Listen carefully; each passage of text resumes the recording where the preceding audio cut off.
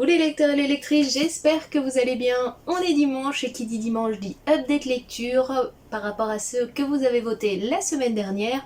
Vous allez me dire oui mais la semaine dernière tu nous as pas fait voter, c'est vrai, mais vous savez que j'ai des présentations en retard et donc j'en profite pour vous faire une présentation cette semaine que je ne vous avais pas encore fait. C'est bien sûr Fable. Et en plus, petit bonus, je vous promets, à la fin de la vidéo, vous pourrez voter pour ce que je vais lire cette semaine et vous présenter la semaine prochaine. Mais, je vous entends déjà. Oui, je devais vous présenter la carte des confins, ça arrivera au cours de la semaine, ne vous en faites pas. J'ai juste un petit peu plus de mal à me mettre dans la lecture et donc je profite du retard que j'avais pris sur certaines autres vidéos. Ne m'en veuillez pas, ça arrivera très vite. Bref, revenons à nos moutons et aujourd'hui je vous présente une aventure épique sur les mers. C'est autre que l'histoire d'une jeune femme extraordinaire, celle de Fable. Alors, pour ma part, moi j'ai les livres en format toc-toc.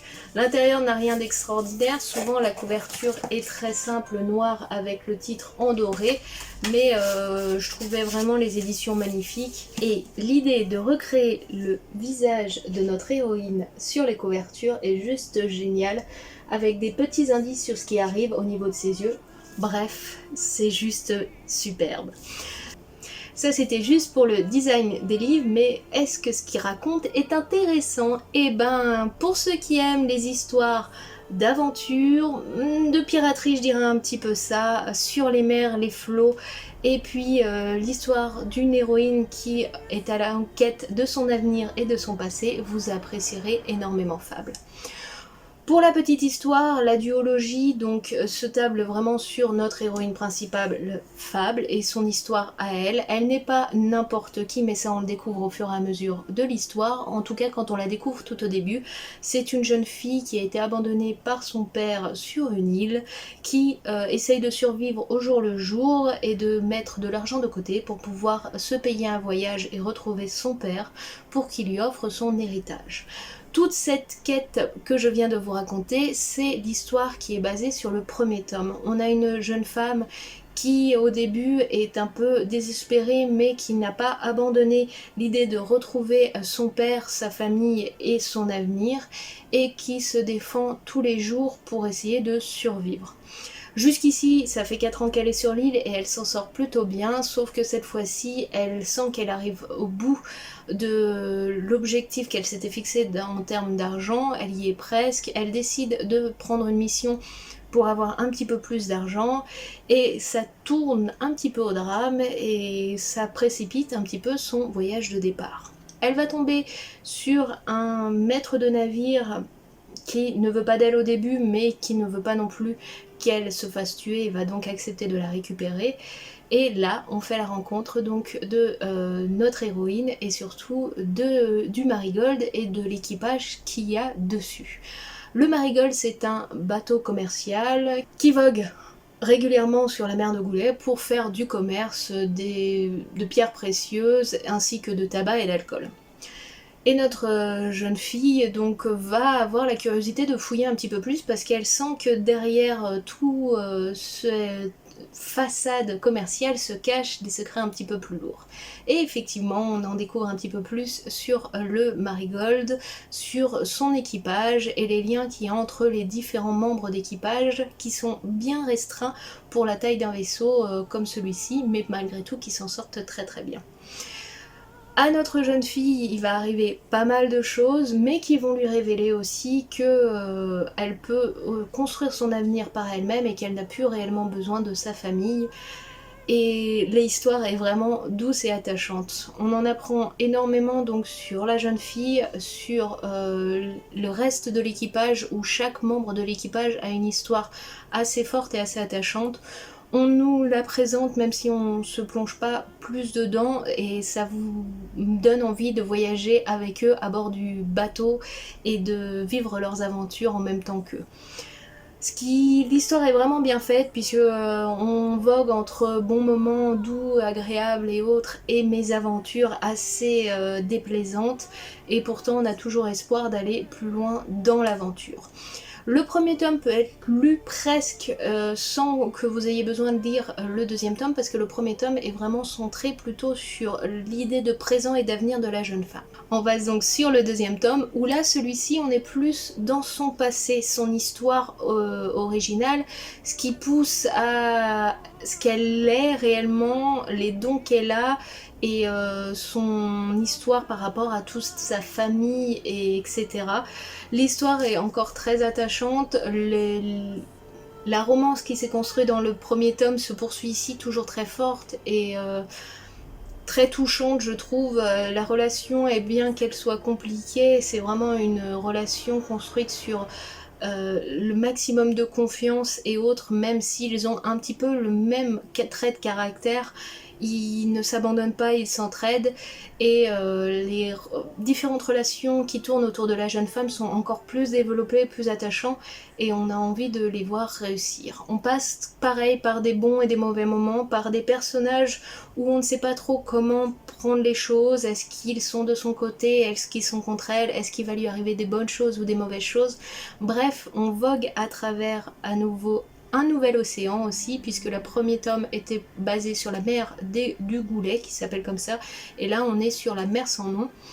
C'est une mer qui a connu sa propre mère à elle, et donc c'est dans le passé de sa famille côté maternel qu'on se plonge un petit peu plus ici. Pour les grandes différences, c'est ça. Ici, on passait plutôt sur un avenir, un présent et un avenir, et on parlait plutôt de son père, sa famille paternelle et tout son passé qu'elle a eu elle.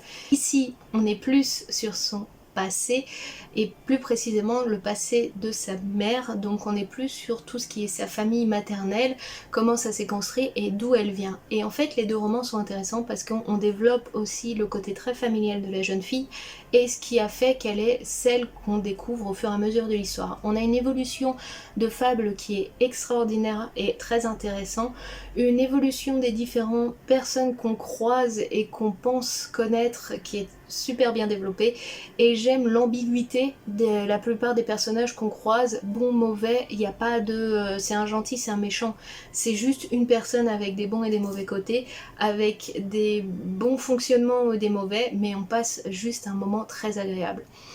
Si je devais vraiment donner un petit bémol à cette duologie, c'est que on est quand même beaucoup sur de la discussion autour du navire, etc. Elle est souvent à bord d'un bateau, et souvent on nous décrit des endroits du bateau. Et si vous n'êtes pas très plongé dans tout ce qui est navigation et que vous n'êtes pas renseigné sur le fonctionnement et les différents noms des postes sur un bateau, par moment vous vous doutez de l'endroit où elle est, mais vous n'êtes pas trop sûr du fonctionnement. J'avoue qu'un petit schéma au début du premier tome ou du second tome, peu importe, d'un bateau avec les différents noms des zones et autres aurait été bien. Par contre, c'est très immersif parce que voilà, quand elle parle du bateau, elle connaît très bien les termes de navigation, elle a grandi sur un bateau, elle est fille de navigateur, donc elle sait très bien de quoi elle parle, et on est, même si on n'y connaît rien, on est avec eux sur le bateau. On ne sait pas toujours exactement de quoi ils parlent, mais on comprend très bien où ils sont, où ils vont, et c'est très immersif. J'ai eu vraiment l'impression de voyager avec le Marigold et Fable à travers les mers du Goulet ou celles de la mer sans nom, et ça c'est très très agréable. Mais un petit schéma au début d'un bateau et des différentes zones aurait été très intéressant, ou un lexique tout à la fin, pour juste qu'on puisse apprendre aussi, se renseigner un petit peu mieux à travers le livre plutôt que devoir rechercher à côté. Mais pour moi, c'est vraiment le seul petit bémol qu'on a à travers l'histoire, ça nous coupe pas de l'aventure, ça nous sort pas de l'environnement. C'est un environnement très maritime. Pirate, je dirais pas vraiment, mais par contre, on a un côté un petit peu quand même combat, flibustier, un petit peu comme ça. Mais on n'est pas sur de la chasse au trésor ou des choses comme ça, je trouve. On est vraiment plus sur le côté commercial et le côté un petit peu navigateur que vraiment le côté piraterie, etc. Qu'on est un petit peu plus dans la carte des confins, par exemple. Donc, si je devais vous donner un avis de cette petite merveille, J'ai adoré ma lecture, j'ai été vraiment transportée. L'évolution entre les deux romans est bien faite, entre, comme je vous ai dit, un présent et futur dans le tome 1 et un passé dans le tome 2 qui est bien développé. L'histoire est très attachante entre nos deux personnages principaux et j'ai vraiment voyagé à travers le Marigold et l'univers qu'a développé notre autrice, à travers les mers du Goulet et de la mer sans nom. On passe un excellent moment, on voyage, on apprécie et notre héroïne est juste super. Et les différents membres de l'équipage du Marigold sont juste attachants et adorables, et donc c'était vraiment une aventure très agréable. Ça se lit assez rapidement, ça fait en moyenne 400 pages, 450 pages, donc ça se lit assez vite, c'est très... on passe un bon moment, c'est rafraîchissant, et on souhaite que de bonnes choses à travers ces aventures pour Fable, même si elle va avoir des moments compliqués. Bref, si vous aimez l'univers de la navigation, de tout ce qui est un petit peu flibustier, piraterie, trésor, recherche de soi, vous devriez adorer Fable. N'hésitez plus, lancez-vous dans cette duologie qui est juste un petit bijou. Bref, on va passer au vote pour la semaine prochaine.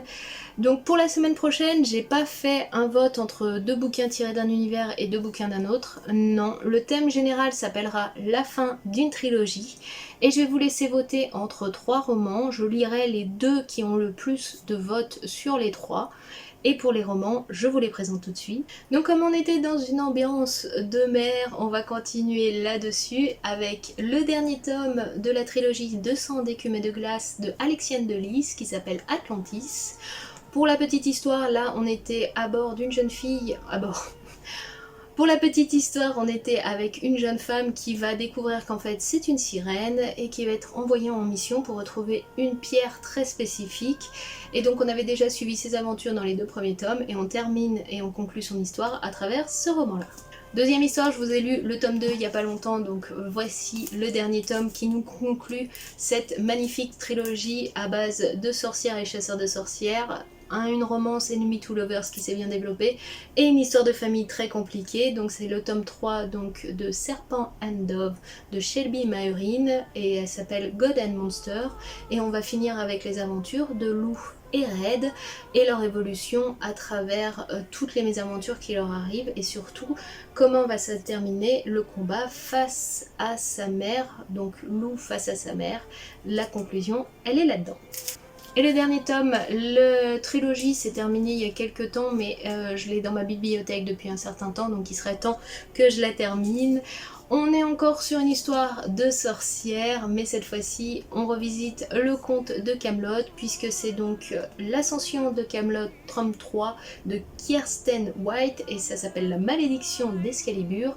Et cette fois-ci on suivait donc Guenièvre, qui n'est pas tout à fait Guenièvre, mais qui est là pour protéger le roi Arthur d'un mal qui doit arriver, qui a été élevé par Merlin.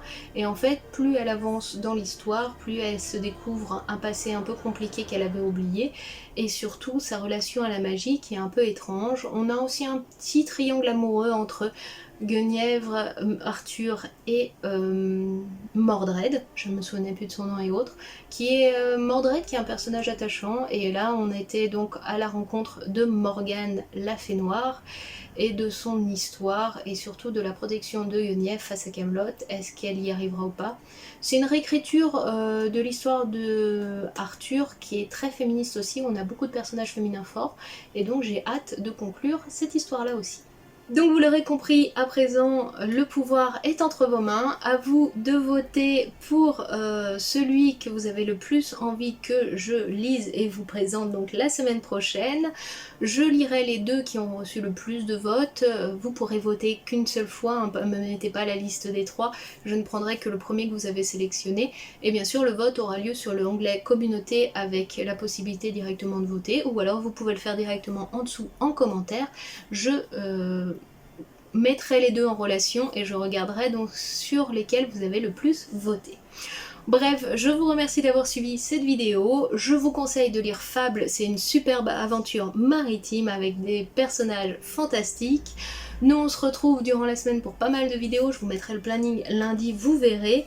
Et puis en attendant, je vous souhaite un très bon dimanche, je vous fais tout plein de bisous et je vous dis à très bientôt. Allez, ciao, bye bye les lecteurs.